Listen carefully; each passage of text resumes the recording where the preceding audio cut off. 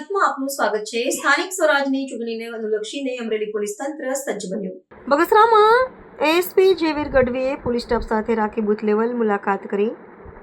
આગામી 26 એપ્રિલે નગરપાલિકાની ચૂંટણી યોજાશે। 1 જિલ્લા પંચાયત, 11 તાલુકા પંચાયત અને 6 નગરપાલિકાની ચૂંટણી યોજાશે।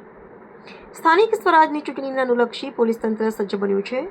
બગસરા નગરપાલિકાના 29 મતદાન બૂથ વિસ્તારમાં એએસપી જેવીર ગઢવીએ પોલીસ સ્ટાફ સાથે મુલાકાત કરી હતી। નગરપાલિકામાં 1 થી 7 વોર્ડમાં 28 ઉમેદવારો વચ્ચે ચૂંટણી યોજાશે।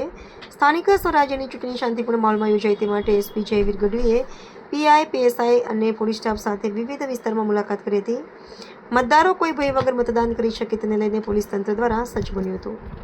હાલમાં જે યોજાનારી તાલુકા પંચાયત, જિલ્લા પંચાયત તથા જે નગરપાલિકાની ચૂંટણી છે તે અનુસંધાને આજરોજ બગસરા ખાતે જેટલા પણ ટાઉનના ક્રિટિકલ બૂથ છે તેમની વિઝિટ કરવામાં આવેલી હતી અને થાણાધિકારીને છે એ પ્રમાણે યોગ્ય બંદોબસ્ત રાખવા માટે સુચારુ સૂચના આપવામાં આવેલી આવી હતી।